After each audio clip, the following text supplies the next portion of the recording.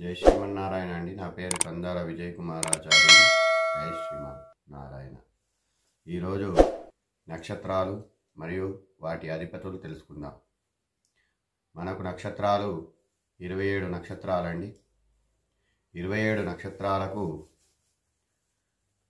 ప్రతి నక్షత్రానికి కూడా ఒక్కొక్క అధిపతిగా ఏర్పాటు చేయడం జరిగింది.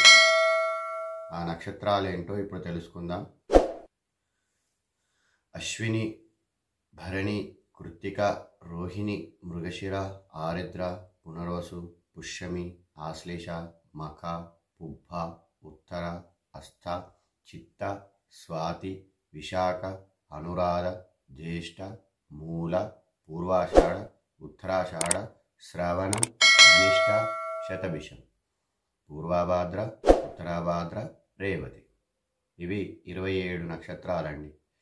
27 నక్షత్రాలను కూడా ఈ గ్రహాలు ఉన్నటువంటి 9 గ్రహాలను ఈ 27 నక్షత్రాలకు పంచడం జరిగిందండి.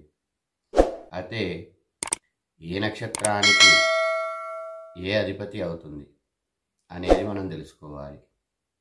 అలాగే రేపు రాశులు మరియు వాటి గ్రహాలు అధిపతులను మనం తెలుసుకుందాం. ఈరోజు నక్షత్ర అధిపతులను మనం తెలుసుకుందాం. ఈ 27 నక్షత్రాలకు గాను ఒక్కొక్క నక్షత్రానికి కూడా ఒక్కొక్క అధిపతిని ఏర్పాటు చేయడం జరిగింది. అశ్విని నక్షత్రానికి కేతు అధిపతిగా నిర్ణయించడం జరిగింది. అలాగే భరణి నక్షత్రానికి శుక్రుడు అధిపతి అయ్యాడు. కృత్తికా నక్షత్రానికి సూర్యుడు అధిపతి అయ్యాడండి. అలాగే రోహిణి నక్షత్రానికి చంద్రుడు అధిపతి అయ్యాడు. మృగశిర నక్షత్రానికి కుజుడు అధిపతి అయ్యాడు. అలాగే ఆరుద్ర నక్షత్రానికి రాహు అధిపతి అయ్యాడు. పునర్వసు నక్షత్రానికి గురువు అధిపతి అయ్యాడు. అలాగే పుష్యమి నక్షత్రానికి నవమి శని అధిపతి అయ్యాడు. ఆశ్లేష నక్షత్రానికి బుధుడు అధిపతి అయ్యాడు. మఖ నక్షత్రానికి మళ్ళీ తిరిగి కేతు అధిపతి అయ్యాడు. అలాగే పుబ్బ నక్షత్రానికి శుక్రుడు అధిపతి అయ్యాడు. ఉత్తర నక్షత్రానికి సూర్యుడు అధిపతి అయ్యాడు. హస్త నక్షత్రానికి చంద్రుడు అధిపతి అయ్యాడు. చిత్తా నక్షత్రానికి కుజుడు అధిపతి అయ్యాడు. స్వాతి నక్షత్రానికి రాహు అధిపతి అయ్యాడు. అలాగే విశాఖ నక్షత్రానికి గురువు అధిపతి అయ్యాడు. అనురాధ నక్షత్రానికి శని అధిపతి అయ్యాడు. జ్యేష్ఠ నక్షత్రానికి బుధుడు అధిపతి అయ్యాడు.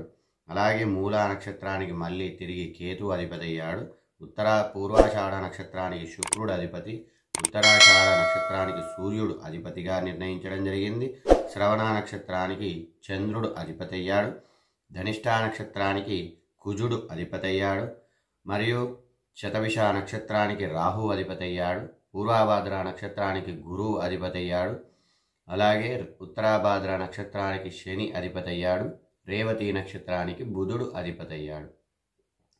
ఈ 27 నక్షత్రాలకు గాను ఈ 9 గ్రహాలను పంచడం జరిగింది. అయితే ఈ 9 గ్రహాలను 27 నక్షత్రాలకు పంచడం జరిగింది.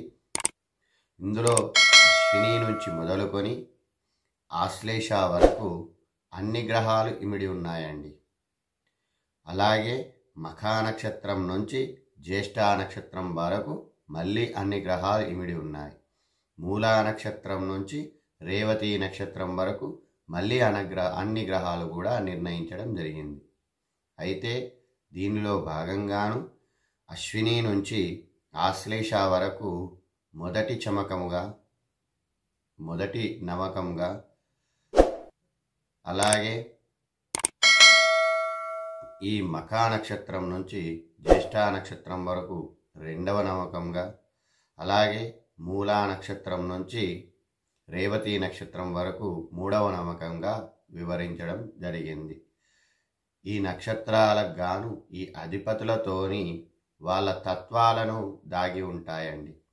ఆ తత్వాలను మనం మళ్ళీ మెల్లిమెల్లిగా రోజు 1 లేదా 2-3 చొప్పున మనం తెలుసుకుంటూ ఉందాం. ఈరోజు నక్షత్రాలు వాటి అధిపతులను మనం తెలుసుకున్నాం. రేపటి అధ్యాయంలో మరలా కొత్త పాఠాన్ని మనం నేర్చుకుందాం. జై శ్రీమన్నారాయణ. జై జై శ్రీమన్నారాయణ. నన్ను ఆదరిస్తున్న మీ అందరికి కూడా కృతజ్ఞతలు. సర్వే జన సుఖినో భవంతు.